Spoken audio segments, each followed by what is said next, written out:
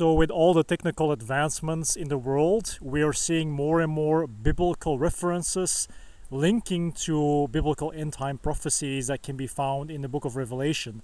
And one of these things is one global system, one global surveillance, and everything under one system. Now, my Christian dad is going to give us a little bit more insight and give us a Bible verse that reflects upon this and share his opinion. Hi everybody again. Well, I think it's best that I read the chapter in Revelations. So when I explain what I feel is the revelation, you mostly will understand what I'm talking about. So the revelation is in Revelations 13, verse 16 and 17. It also forced all people, great and small, rich and poor, free and slave, to receive a mark on their right hand or on their foreheads, so that they could not buy or sell unless they had that mark, which is the name of the beast, of the number of its name, and we all know it's 666. So that's the verse. If you implant that in the time that it was mentioned in the Bible, people couldn't understand that, because the whole world, how is it possible? We all have money, we have coins. How is this possible? It wasn't possible in that time. But in the last few decades, there has been a big change in the world. Not only in some countries, in the whole world. Technology. And technology is so advanced at this moment that it's been applied to control, survey people. As an example, in Belgium here, without the knowledge of the people, they implanted already the digital ID. What does this mean? That they know everything about you, medical, clinical, work, money you receive on payments, they know everything. Now the second thing they are going to do in this October of this year in Europe, the big boss, this lady, I forgot her name, but she's the big boss of the monetary system in Europe. She declared that in October they will imply the digital euro. What this means is you won't have paper money anymore or coins, it will all be digital. The problem is lots of young people pay with their cards, with their phones, with their buy online, and that promotes, of course, this digital ID. The older people say, please still spend money, real money, but the youth is so indoctrinated in the ease of the digital money that they will accept it without any doubt.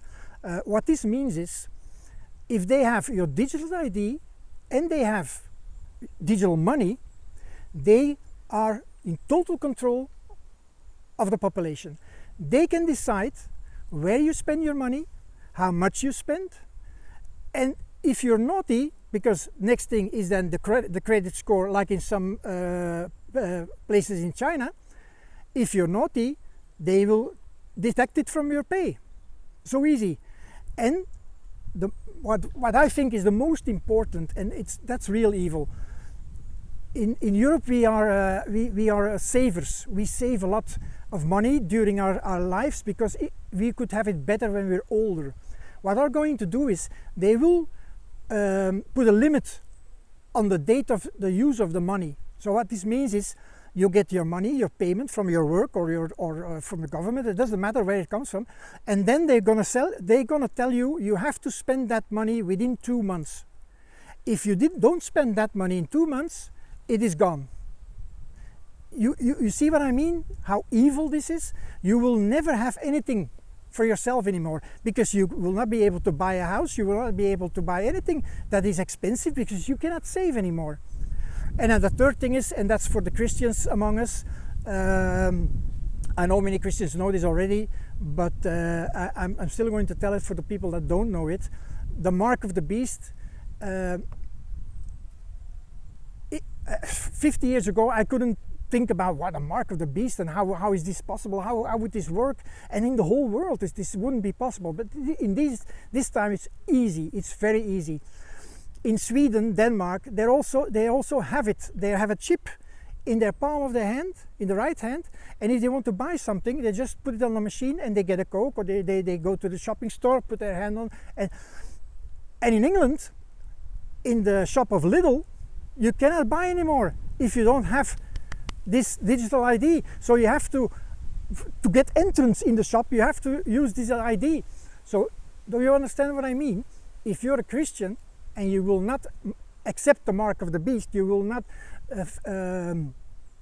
see him as the idol, the savior, you will not be able to shop in that shop anymore. And it doesn't matter if you're poor, you're old, you're young, you're rich, you will not be able to buy in that store anymore. The thing is, the good thing is, Jesus Christ warned us about this and said, if you get the warning, flee, do it now.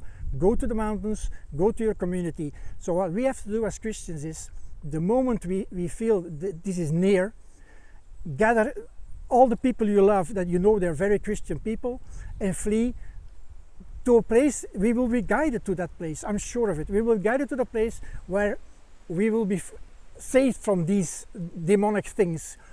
Maybe we will have our own plants and our own food and our own animals and vegetables that we garden there. We don't know, but the Bible promises us that we will be protected from these things.